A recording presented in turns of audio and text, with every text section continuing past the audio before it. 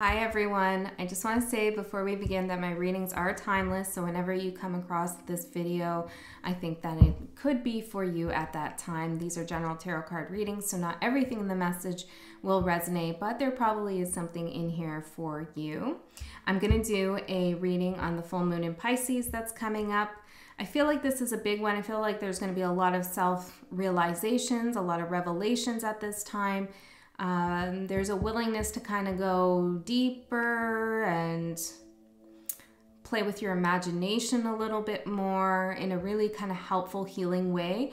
I feel like, of course, this energy of Pisces might be a little bit intense in the shadow aspect for some. So it's all really going to depend on where you're at and also your birth chart and things like that. But the feeling I'm getting for the collective I'm reading for is a positive energy. I do feel like this is a time where you're going to have some realizations and revelations, and it's so beautiful.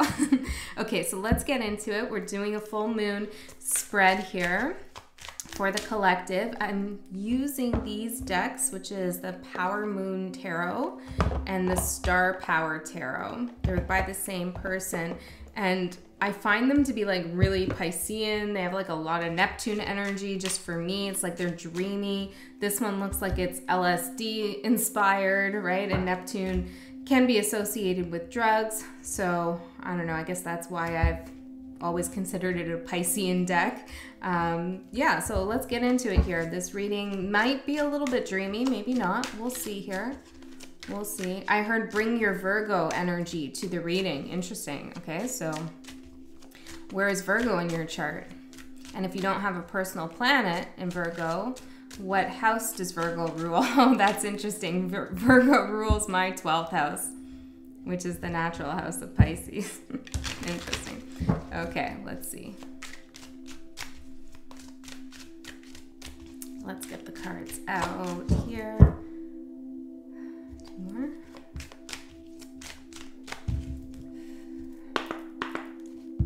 For the full moon in Pisces for the collective.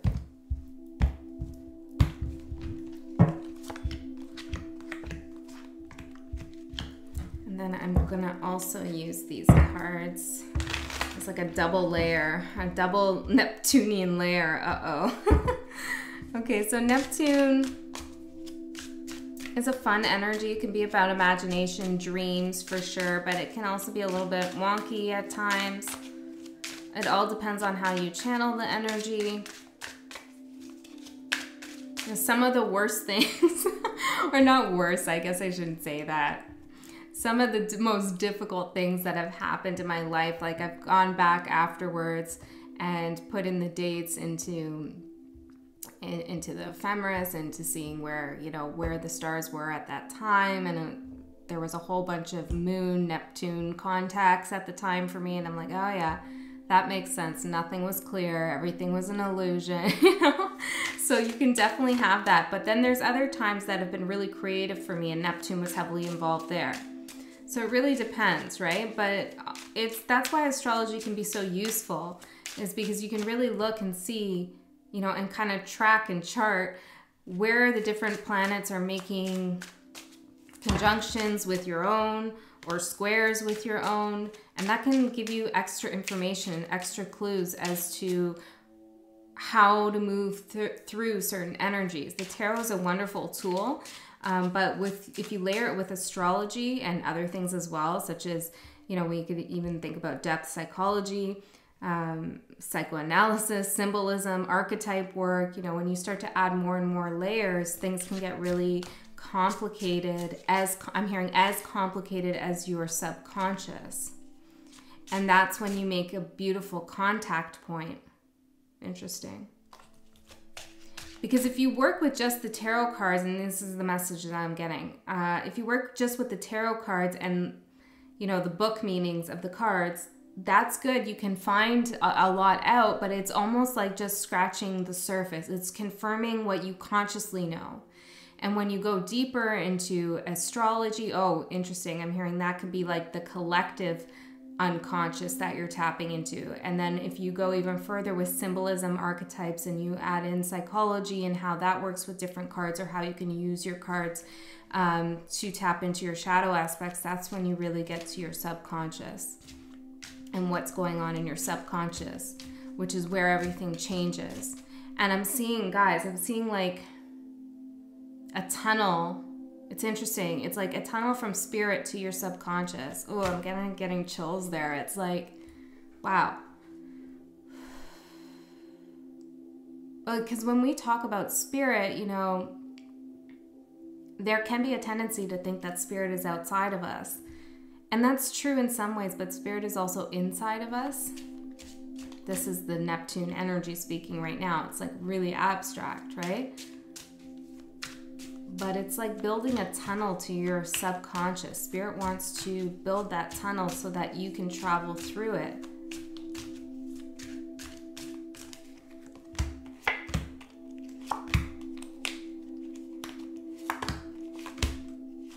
Okay, let's see what's going on here. At the bottom we have the Star, beautiful, beautiful. Bottom of this one we have the Hermit. Wow, so there's something that you've been doing, healing, okay, but you've been doing it really in quiet, kind of in the background. For others of you, you've really been putting yourself out there and actually following your dreams and becoming somewhat of a star, gaining some public recognition here. And this is something that you've learned about very deeply. It's not something you've done on a whim, okay? This is a talent that you've studied. This is something very serious to you. And I love this because this is like that tunnel. See, it's like, guys, this is so cool. It's like the conscious, the collective unconscious. And the collective unconscious is where all the archetypal knowledge lies, right? Like we all kind of have a similar understanding, or maybe not, maybe that's not the right way, but we have a similar feeling around the archetype of mother and father. And so the collective unconscious, it's like when we come into contact with those kinds of archetypes, we can all relate to them in some kind of way. Okay, it's like there's a general basis of understanding, of meaning in our culture. Well, in humanity, it's primordial in a sense.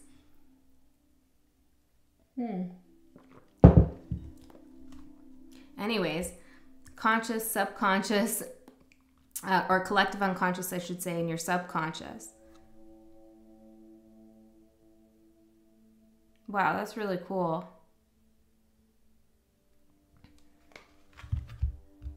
I heard you're tapped in. Wow, the world behind that. Look at that. It's like this is a big full moon, okay? You are ascending. There's something serious going on here in terms of your own personal development, and you're very aware of that. You're very conscious of that. Three of Pentacles in reverse behind that. It's like you're doing this alone. This really is a solo project here. I heard solo soul project. Interesting. Okay. What have you created and manifested since the last new moon? Justice with the Three of Swords. Damn. This is some healing. This is some healing here. Yeah. I heard, damn, Daniel. Okay. But you've gotten justice for something. Someone who tried to hurt you or enjoyed hurting you or watched your pain in some sense. Here, you've gotten a lot of justice for that. And that's because you're balancing things out here. You're resolving, I heard, karmic tensions. Wow, that's so beautiful. I feel like whatever went on here with the Three of Swords in the past was pretty dramatic. I mean, look at her. You know, whether that's you or another person being dramatic, there was certainly a sense of like overkill or like, yeah. Wow. What are you up to? Okay, where are you now? The Five of Swords in reverse with the Devil. Oh, wow, guys. Oh, wow. You are really using your shadow for good. Okay, you're not playing any games with the Five of Swords in reverse. You're not trying to like mess with anybody's head or do anything untoward or anything like that. It's like you're releasing the manipulative, toxic energy that can be associated with the devil. But the devil is not in reverse. The devil's in the upright, which means it's like you're not denying that shadow aspect of yourself at all. And this possibly goes back to the reading I posted yesterday. There's a certain kind of power you're embodying right now. I heard embodied. It's like, well, it's like you're harnessing your powers in your body. You're becoming more familiar with your body. Some of you are reconnecting to your sexuality or sensuality in some sense. Prisoner. This is the Five of Swords in reverse. Detective. See, a lot of you were trying to figure out what was going on in this situation with the Three of Swords, what games were being played. You were doing a lot of detective work. It was keeping you prisoner, watching tarot readings. What are they thinking? What are they doing? You know, how do they feel? What really happened? And it's like, I feel like a lot of you are releasing that and recognizing that that was creating this prisoner detective energy, where you were a prisoner to your own detective work. And you're saying, I'm not going to be bound to that. I'm going to decide what it is that I want to invest my body into, my mind into, my soul into. And that's where the justice is coming in here. Wow. Okay.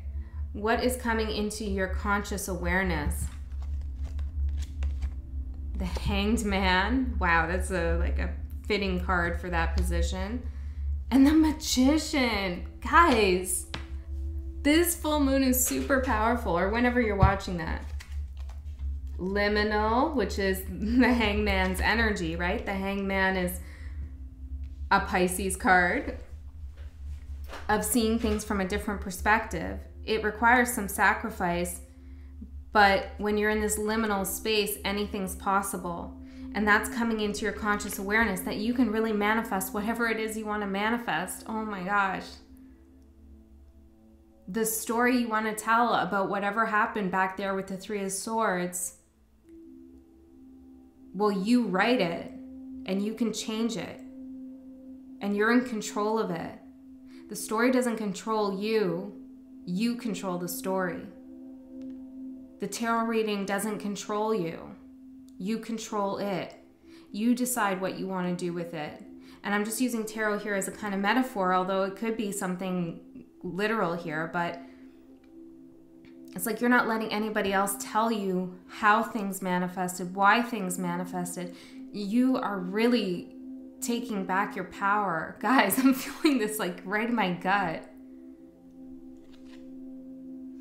This is like really intense. Wow. Like I feel like I'm gonna cry.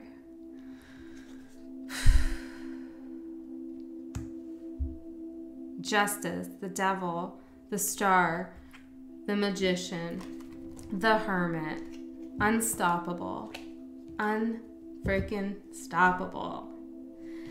What else? Tell me something about this Magician. Tell me, I know that's loud. Tell me about the Magician here.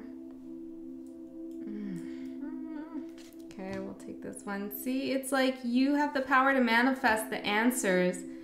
And now it's like you're being very strategic and careful about what it is that you're going to allow to be chosen in your reality, which is apparently a lot of options.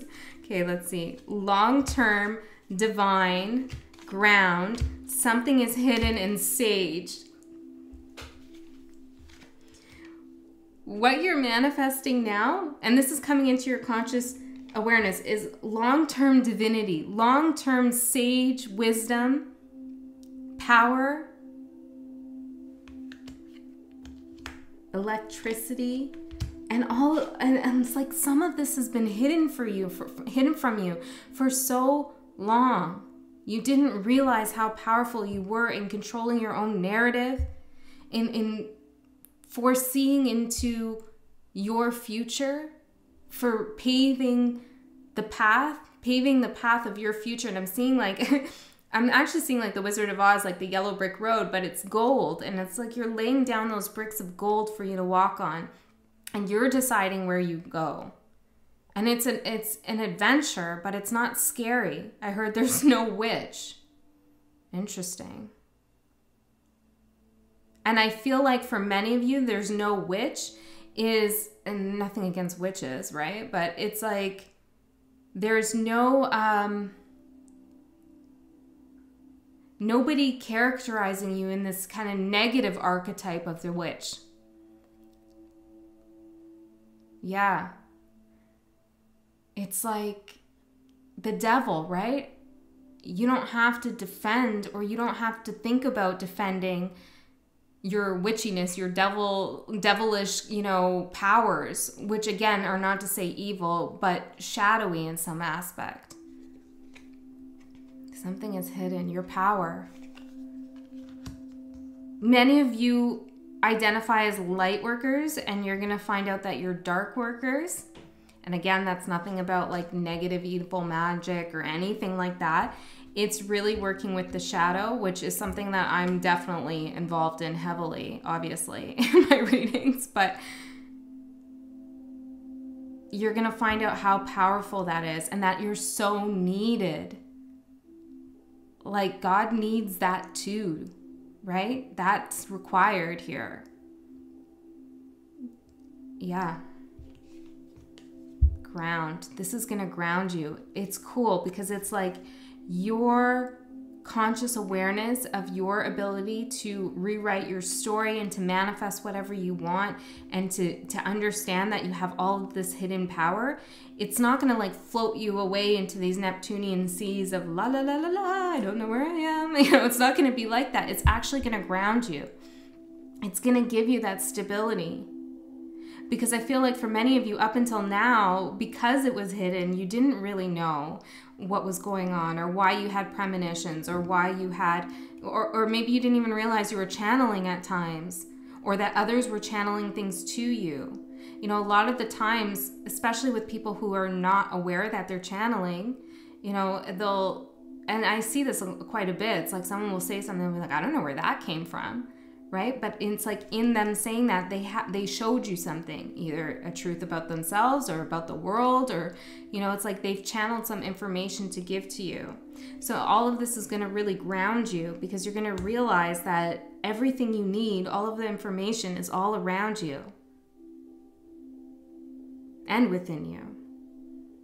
Okay. What is no longer serving you? The Hierophant in reverse. And the Five of Cups.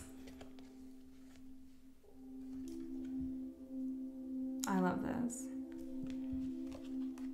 Well, it's that energy of like, I'm feeling this, like I have to be like everyone else, or I have to follow a craft in this particular way, or I have to, you know, hold other people's hands. It's really like a collective energy. And of course you always have to belong to the collective, or else you will be out in la la la la la, right? Like you can never fully separate from the collective.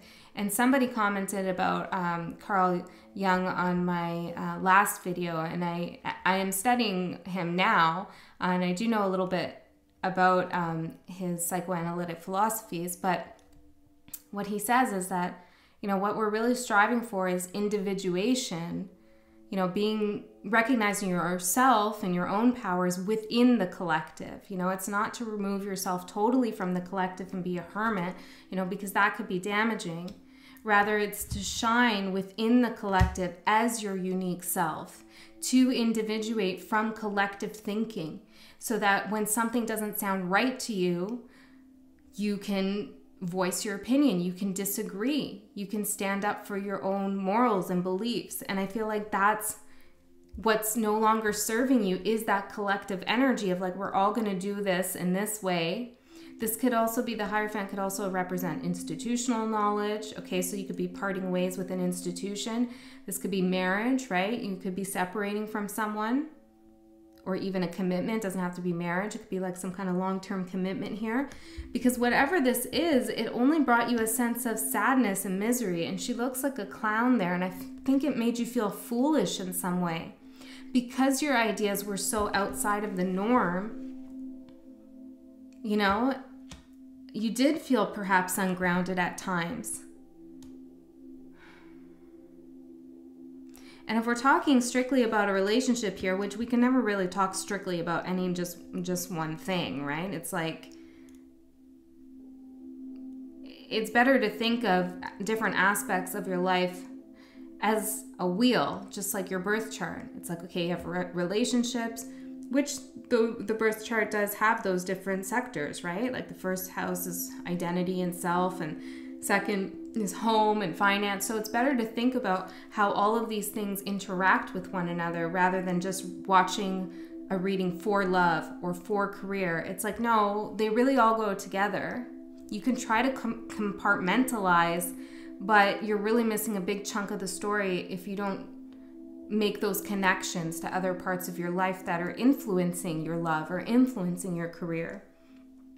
Anyways, whatever you were involved in that was kind of normal, okay, the norm, I should say, operating as the norm, or something that was strictly confining, or you felt indebted to in some regard that made you feel like an outcast or not understood in a relationship. Perhaps you didn't feel like this person understood you.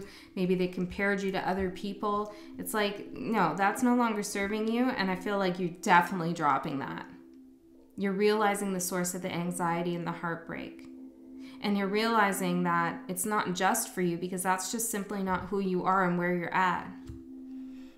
You're larger than this thinking, than this being, than this person. Okay. How can you release and let go of those energies? I feel like you already have, but let's see here. We have the Four of Pentacles in reverse and Judgment. Well, this is like, it's interesting because there's doubled images here. There's like a double eye, smiley face, and then I heard Gemini, which this card does look like a Gemini card. It's not, it's Capricorn, but it's feeling like, well, I'm hearing mirroring. You're not mirroring others. You're not attempting to mirror anybody. You're letting go of that. You're not comparing yourself. You're doing things in your way, at your time, with your knowledge. Dropping the comparisons, dropping the need for recognition, I heard.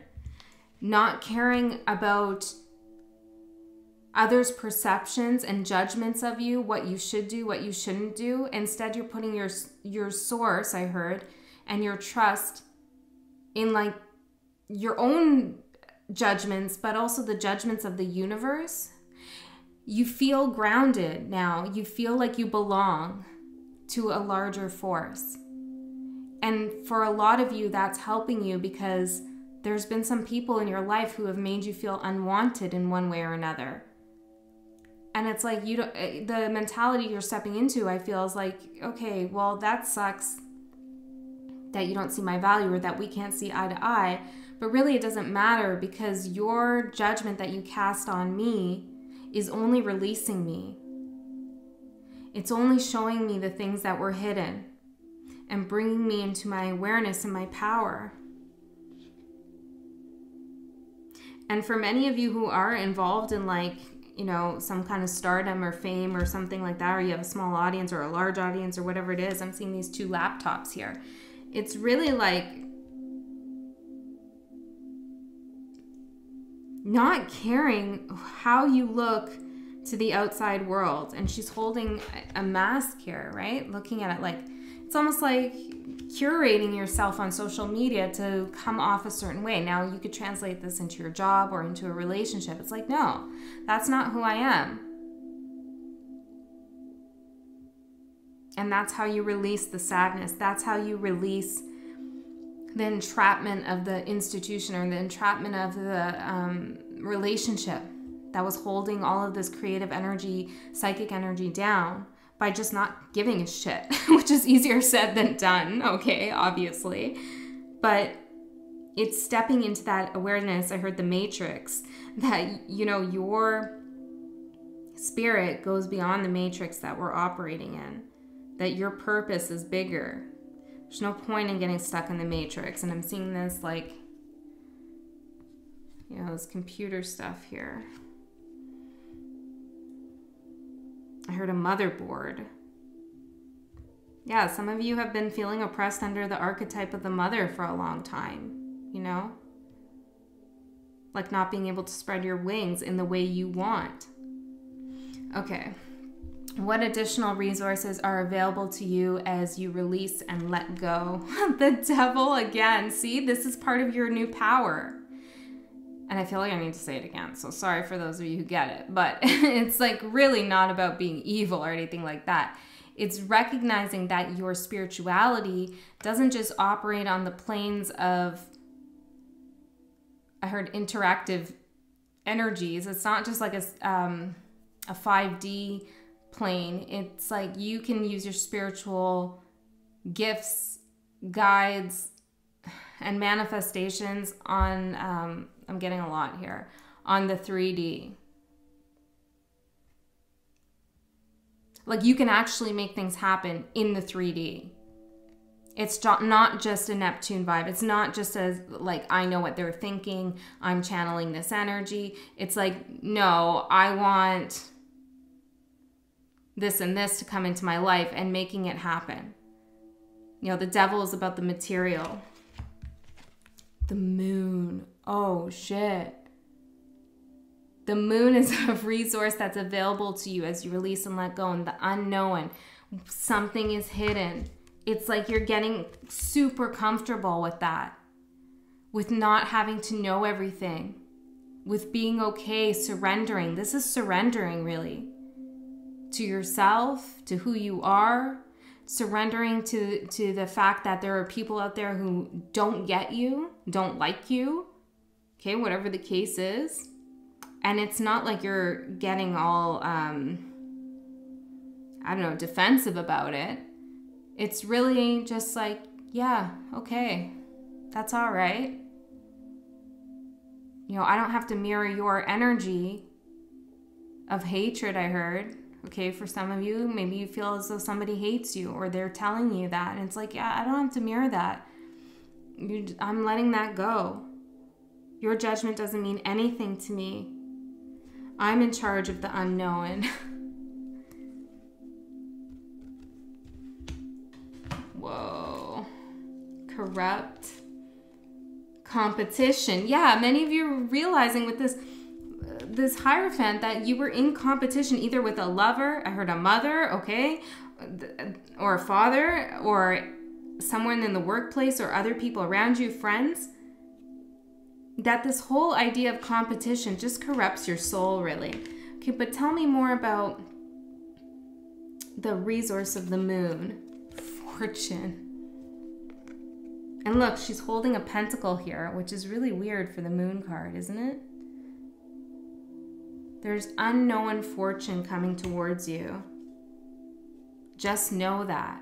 Okay, so what's with the devil? What's the devil trying to say here? Purpose. Yeah, that your purpose is to make something happen actually, okay? It's not just to sit and read all day or study all day or to, you know, I don't know, show yourself off in whatever way that's going to be for some of you. It's to actually like manifest something, like create something you can hold, something you can use, not just wisdom and knowledge and all of those things, which is very good. But it's like how we started, bring that Virgo energy in. And Virgo is mutable earth. And this is the way I always look at Virgo.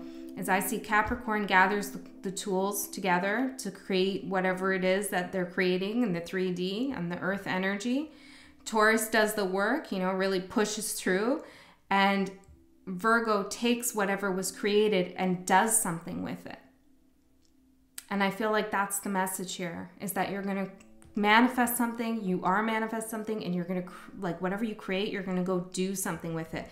It has a purpose. You have a purpose here.